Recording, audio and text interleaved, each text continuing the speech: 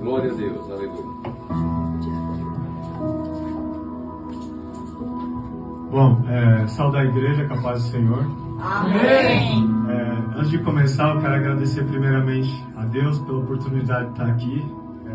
Como Deus falou através da irmã, tivemos alguns obstáculos, mas Deus permitiu chegar até aqui. Glória a Deus. Quero agradecer ao pastor Adriano, que me fez o convite de estar aqui hoje à noite, com a minha família, minha esposa, meu filho. E eu vou entregar uma palavra que Deus foi me preparando durante a semana. Eu falei, Deus, se eu estiver aqui, o Senhor me dá uma palavra que eu não quero falar o que eu quero. Eu já tinha uma palavra que eu recebi uns tempos atrás, só que nessa segunda folha foi o que Deus mandou entregar. Eu sempre de manhã, quando saio, vou trabalhar, eu gosto de ouvir oração, gosto de ouvir louvor. E um dia, quando eu estava indo trabalhar, eu estava ouvindo música e Deus falou comigo assim, Salmos 23. E naquele momento eu não lembrava o que dizia o Salmos 23. Aí eu estava ouvindo música, eu acho que eu fiz mais ou menos assim.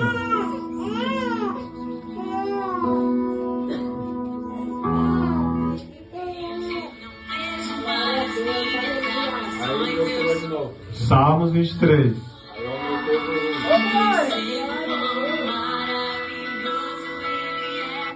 E por que eu aumentei o volume? Porque eu estava ouvindo coisa. Porque não era comum Deus falar comigo daquele jeito. Quanto mais Deus falava, mais eu aumentava o som do carro. E Deus falava, Salmos 23. Teve um momento lá no trajeto que teve um semáforo, eu parei e eu abri a Bíblia no celular, o Salmos 23. Eita, glória. Porque por um momento eu não lembrava o que dizia.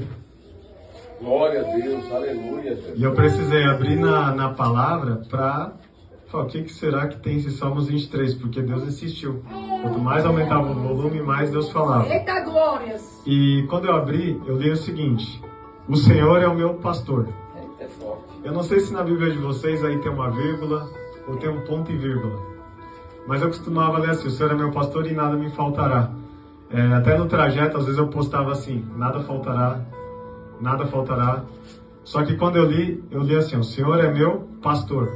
E nesse momento o Espírito Santo começou a ministrar. Eita, glória. E Deus me disse assim, o pastor a que eu me refiro não é o pastor que está lá na frente da igreja. É o pastor, aquele que guia no campo. E o pastor, qual é o papel dele? Ele carrega, ele conduz as ovelhas no pasto. Enquanto aquele pasto está verde, a própria ovelha ela tem que se alimentar. Ela, por conta própria, ela consegue receber o alimento. Eita, Jesus. Ela consegue buscar esse alimento. Mas no tempo do inverno, o pastor conduz ela para dentro da caverna. E ali dentro da caverna é o pastor que leva o alimento para aquela ovelha. Verdade. Porque se ela sair da proteção, ela vai passar pelo inverno, pelas tempestades, ela não vai sobreviver e não ter alimento. Mas dentro da caverna, o pastor ele supre todas as coisas. E Deus foi ministrando e ele disse assim, o cajado não é para punir as ovelhas. Aleluia, Jesus. O cajado é para dar uma direção, um direcionamento. Aleluia. Porque na estrada do deserto, ali do vale da sombra da morte, é um caminho estreito, é um caminho apertado para se passar. Verdade. E é necessário aquele cajado para a condução. Por quê? Aleluia, Jesus. De um lado, a gente tem um precipício, são as ansiedades da vida. Se a gente cai nessas ansiedades, a gente cai no precipício, perde a vida. Eita, Jesus. Aleluia. E do outro lado tem uma parede. Naquela parede simboliza a depressão. Quando a depressão ela começa a nos atingir, a gente como se estivesse se batendo contra a parede.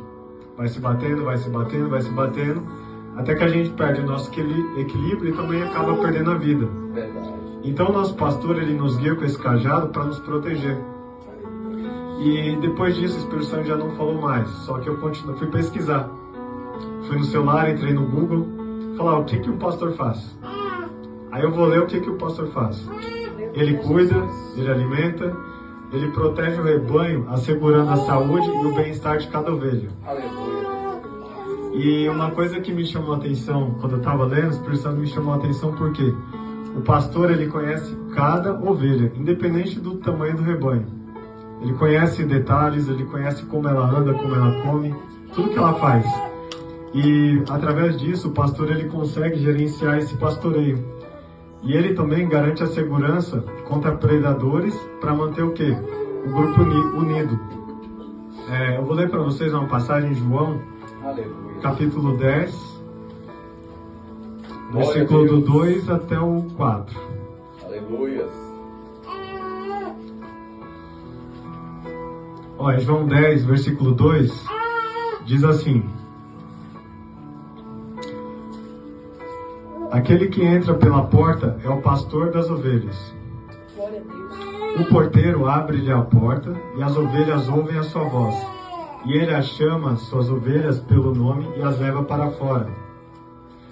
Depois de conduzir para fora todas as suas ovelhas, vai adiante delas, e elas o seguem, porque conhecem a sua voz. Então esse é um dos papéis do pastor. Glória a Deus. Aleluia, Jesus. E por que as ovelhas tem que conhecer a voz do pastor? Antigamente era comum andar com os rebanhos de um lado pelo outro de acordo com a estação do ano. Tinha aí primavera, verão, outono, inverno. Só que os pastos não se comportam da mesma maneira. Tem época que o pasto seca, enquanto do outro lado tem alimento em abundância. Em Êxodo 3:1, Aleluia, Jesus. vem falando também de como que é essa travessia. Aleluia. Êxodo 3:1 vem falando sobre Moisés. Moisés, ele pastoreava o rebanho do seu sogro Jetro, que era sacerdote de Midian. Um dia levou o rebanho para o outro lado do deserto e chegou a Horebe, o monte de Deus. Então, era comum esse pastor atravessar lugares difíceis. E de Moisés ele tirou do deserto ao monte de Deus. E esse pastor, ele garante essa sobrevivência de cada ovelha. Verdade. E quando eu li o Salmos 23, o Senhor é o meu pastor. Então eu entendi que o próprio Deus, ele que conduz a nossa vida. Aleluia. Através da palavra, através do Espírito Santo. Glória a Deus. E o próprio Jesus, ele vai nos conduzindo. E às vezes a gente pode se perguntar quando lê, quem é o nosso pastor? Será que é quem está aqui na frente? Será que é Deus? Glória a Deus, aleluia. Então, para que a gente não tenha confusão, a própria Bíblia ela vem respondendo isso. No livro de João 10, Eita, glória a Jesus. Aleluia. Glórias a Deus. João 10, versículo 6, que diz assim, ó: Jesus usou essa comparação, mas eles não compreenderam o que estavam falando. Porque às vezes a gente lê na palavra, o que isso quer dizer? E a gente necessita da presença do Espírito Santo para quê? Nos dar explicação, nos dar interpretação. Aleluia. Só que quando Jesus pregava aqui sobre essas ovelhas, ele mesmo já deu a resposta. No versículo 11, ele diz: eu sou o bom pastor. E o bom pastor dá a vida pelas suas ovelhas. Então ali o próprio Jesus Cristo, ele já vem falando. Quem é o pastor? Jesus Cristo. No versículo 14, ele repete, e ele diz: eu sou o bom pastor. Conheço as minhas ovelhas e elas me conhecem. Então a gente sabe quem é esse pastor agora. O próprio Jesus, ele se revela. É ele que nos conduz pelaquela estrada, nos protegendo e nos livrando da depressão, nos livrando de ansiedade, Aleluia. nos livrando daquilo que pode estar afligindo a nossa alma. Porque cada ovelha tem uma necessidade. É verdade. E essas necessidades, às vezes, a gente guarda dentro do nosso coração. E o nosso pastor, ele consegue acessar esse coração. Por isso que a porta é aberta. Assim que a gente abre essa porta, esse pastor entra. Ele começa a ministrar, começa a conduzir os rebanhos. E Glória a Deus. durante o preparo, o Espírito Santo também me trouxe atenção a alguns detalhes. Por exemplo, eu não sou professor de português. Às vezes até falo errado. Mas a Bíblia, ela tem alguns símbolos. Uma vírgula, ponto e vírgula, ponto final. Cada símbolo significa uma pausa, um momento de reflexão. E, pelo menos muitas vezes eu lia os textos atropelando tudo. Ponto, vírgula, ia atropelando. Porque eu já queria ler rápido, queria acabar. E às vezes, não é assim que a gente deveria ler. O Salmos 23, eu me apegava no pedaço do nada faltará. Quando o Senhor é meu pastor, nada me faltará. Nada faltará. Só que eu estava deixando de ouvir a voz daquele pastor. Eu acabava esquecendo. E hoje eu leio diferente. Quando eu vejo que tem um ponto final, um ponto e uma vírgula, eu já paro. Para quê? Eu ficar refletindo. Porque ali o Espírito Santo, muitas vezes, ele vai ministrar ao coração uma resposta. Vai ministrar um caminho, uma sabedoria. Por quê? Porque a sabedoria que Deus entrega, a gente nunca vai ficar confundido. E às vezes a gente se pergunta qual que é o tamanho desse amor por nós. Eu acredito que todo mundo aqui em algum momento não estava no rebanho, se fez parte do rebanho, um dia se afastou e acabou voltando. Então eu não entendi até onde esse pastor ele pode ir. Então em Lucas, capítulo 15, versículo do 3 até o 7, ele já dá uma pista do tamanho desse amor. O versículo 3 começa dizendo assim: E então Jesus lhes contou esta parábola: Qual de vocês que possuindo 100 ovelhas e perdendo uma, não deixa as 99 no campo e vai atrás da ovelha perdida até encontrá-la? E quando a encontra, coloca alegremente nos ombros e vai para casa. Ao chegar, reúne seus amigos e vizinhos e diz: Alegrem-se comigo, pois encontrei a ovelha perdida. Oh, aleluia! E eu digo que, da mesma forma, haverá mais alegria no céu por um pecador que se arrepende do que por 99 justos que não precisam de pendência. Então, por um período eu sempre fugi de Deus. Deus liberava uma palavra, eu fugia. Liberava uma palavra, eu fugia. E só que chegou um momento que o próprio Cristo foi atrás de mim. Eu falo que eu já conheci Deus desde pequeno, mas eu não queria saber. E eu lembro que uma das vezes que eu tive que conversar com Jesus foi quando uma senhora me parou e falou: ó, conversa com Jesus hoje dentro do teu carro, porque ele está na porta. Então a primeira oração que eu falei: Jesus, estou voltando, foi dentro do carro. Não foi dentro da igreja. Não vou contar muita história, porque senão o tempo eu viro a noite aqui. Mas aconteceu um momento também que eu estava no metrô, subindo uma escada, e eu falei: Deus, eu estou cansado, minha perna está cansada, eu tenho que fazer isso, fazer aquilo, fazer isso, fazer aquilo. E foi no meio da pandemia, as pessoas não pegavam o metrô sem máscara. E um senhor me parou na estação e falou assim, e ele estava sem máscara: o Espírito Santo e Jesus Cristo estão ao teu lado e eles estão prontos para te usar. Glória a Deus. E eu falei, e ele falou assim: tudo tem recurso. Aí eu falei: não tenho dinheiro nem para mim nem para você. Ele falou: em nenhum momento te pedi dinheiro, mas eu te disse que tudo tem recurso. Por quê? Jesus Cristo e o Espírito Santo estão ao teu lado. E eles te entregam o recurso. E o recurso já está dentro de você. Oh, glória. E de lá para cá, eu mudei. Deus mudou minha rota. Ele me trouxe para a rota que tinha fugido. Se vocês me encontrarem de 2022 para trás, eu nunca imaginaria um dia estar aqui dentro da palavra. Eu sempre foquei no meu trabalho e no estudo. Trabalho, estudo, trabalho, estudo. Quando eu me inclinei para o caminho de Cristo e ouvi a voz do pastor, Deus ele mudou minha vida muito rápido. Me deu minha esposa, me deu meu filho. Glória a Deus. E eu só percebo o quê? O mover dele. Aqui no começo falou muito ser fiel um pouco. Então às vezes Deus me manda pregar, me manda falar e eu não sabia nem como que era. Meu Deus, não sei como é que eu faço, não sei como é que eu faço. Só que o Espírito Santo ele vai capacitando. Aleluia. Hoje aqui Deus falou imensamente comigo.